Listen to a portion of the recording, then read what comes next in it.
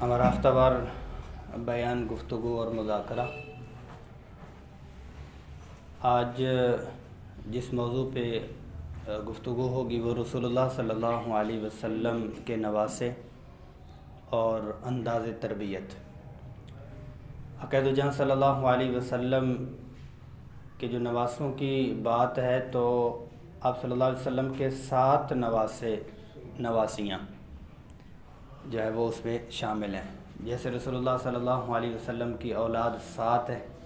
تو نواسے بھی 7، اور بعض نے جو ہے وہ 7 لکھا ہے، بعض نے 8 بھی، جس میں یہ ہے کہ وہ محسن، حسن، حسین اور محسن ساتھ میں وہ کہتے ہیں۔ بعض نے اس پہ بات کی ہے، بعض نے نہیں کی۔ بہرحال کوئی ایسی تحقیق یا ایسا مسئلہ نہیں ہے جو ہمارے موضوع سے تصادم ہو یا ہماری انداز تربیت اور اس سے جو لینے سے تصادم یا رکاوٹ ہو، آڑ ہو، ایسی کوئی بات نہیں ہے۔ عقائد جہاں صلی اللہ علیہ وسلم کے نواسوں میں سے حسن بن علی رضی اللہ عنہ، یہ آپ صلی اللہ علیہ وسلم کے جو نواسوں میں سب سے پہلے نواسیاں پہلے تو ہیں، پہلے نواسے ہیں، اور حضرت علی اور فاطمہ رضی اللہ عنہما کا یہ پہلا بچہ بھی ہے جو شوال 3 ہجرت کے شوال تیسرے سال میں یہ پیدا ہوئے، اور ان کی جو وفات ہے وہ 49 من الہجرہ، یعنی کہ ہجرت کی 49ویں سال، ایک کم 50 سال میں ان کی وفات ہوتی ہے۔ اور دوسرے جو نواسے ہیں وہ حسین ابن علی ہیں، علی رضی اللہ عنہ کے دوسرے بیٹے حضرت حسین۔ تو ان کی جو ولادت ہوئی ہے وہ 1 سال کے بعد، وہ بھی شوال ہی کا مہینہ ہے، اور ان کی ولادت بسعادت ہوتی ہے، اور یہ سن 61 ہجری میں کربلا میں جو ہے اللہ کے ہاں سرخرو ہوئے اور شہید ہوئے۔ پھر آتا ہے کہ ام کلثوم بنت علی ابن ابی طالب، ام کلثوم تیسری نواسی ہے، اور حسن حسین کی یہ بہن ہے۔ تو یہ وفات، ان کی جو ولادت ہوئی آپ صلی اللہ علیہ وسلم کے وفات سے پہلے، یعنی آپ صلی اللہ علیہ وسلم کی موجودگی میں ہی ان کی ہوئی ہے ولادت بسعادت، اور حضرت عمر رضی اللہ عنہ سے ان کا نکاح ہوا تھا۔ اور پھر یہ ہے کہ ان سے ایک بیٹا بھی پیدا ہوا جس کا نام زید، اور ایک بیٹی پیدا ہوئی جس کا نام رقیہ۔ اچھا، اس سے ایک فائدہ ہمیں یہ چیز بھی ہو رہی ہے کہ جو لوگ، حالانکہ ہمارا وہ موضوع نہیں ہے، وہ یہ فوراً خیال آیا، جو لوگ علی رضی اللہ عنہ یا اصحاب حضرت عمر، ابو بکر صدیق رضی اللہ عنہما کے بارے میں ذرا وہ چیز درمیان میں کوئی چیز پیش کرتے ہیں کہ بھئی یہ اور وہ، تو ان کے لیے بھی بڑی اچھی دلیل ہے کہ داماد اور سسر والا رشتہ ہے، اور آپ کون سا رشتہ جو ہے وہ پیش کر رہے ہیں، یعنی ان کا آپس میں اتنا پیار ہے کہ بیٹی اور داماد اور سسر والا رشتہ ہے، اور آپ اس کو کس رنگ میں پیش کرتے ہیں، تو اس سے بھی موضوع نہیں ہے، لیکن اس میں سے فائدہ ہوا تو میں نے کہا آپ کے سامنے عرض کر دو۔ اور ایسے ہی ایک اور نواسی ہیں زینب بنت علی ابن ابی طالب، یعنی ابی طالب کی، علی رضی اللہ عنہ کی اور بیٹی جن کا نام زینب ہے، اور یہ آپ صلی اللہ علیہ وسلم کی حیات میں ہی ان کی جو ہے ولادت ہوتی ہے،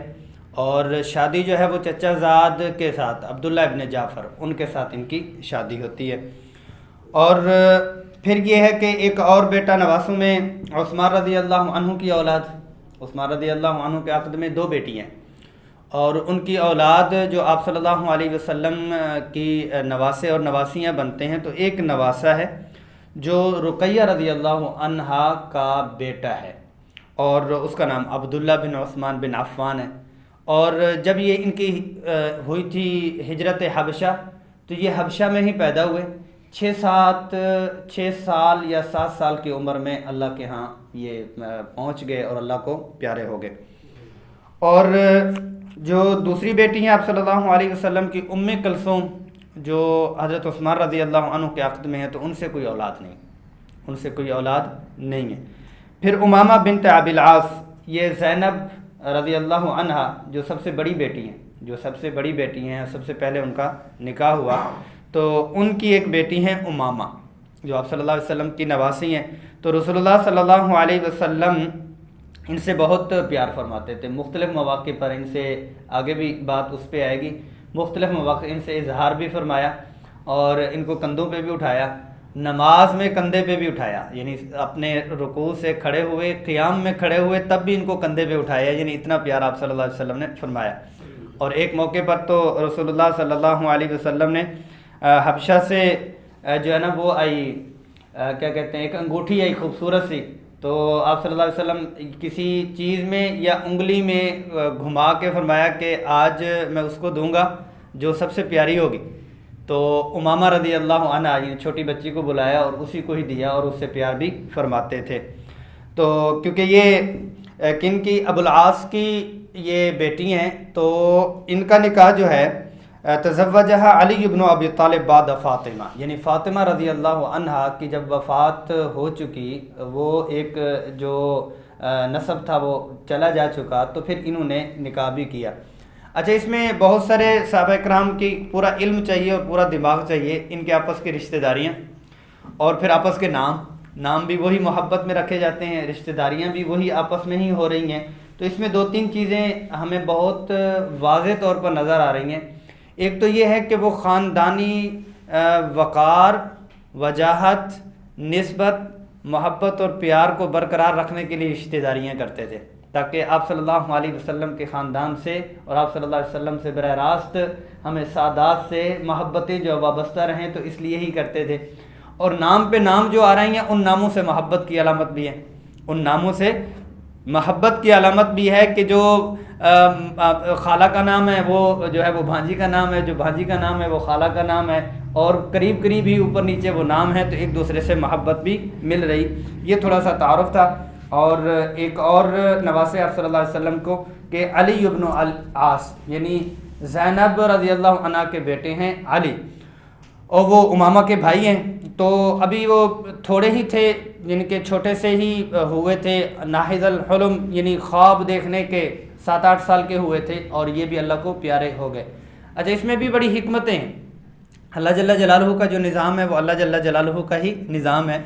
کہ آپ صلی اللہ علیہ وسلم، موضوع ہم اس طرف جانا نہیں چاہتے لیکن تھوڑی سی بات میں کر لیتا ہوں۔ رسول اللہ صلی اللہ علیہ وسلم کی جو بیٹیاں ہیں، آپ صلی اللہ علیہ وسلم نے فاطمہ رضی اللہ عنہ کے علاوہ سب کو ہی دفنایا خود اپنے ہاتھوں سے،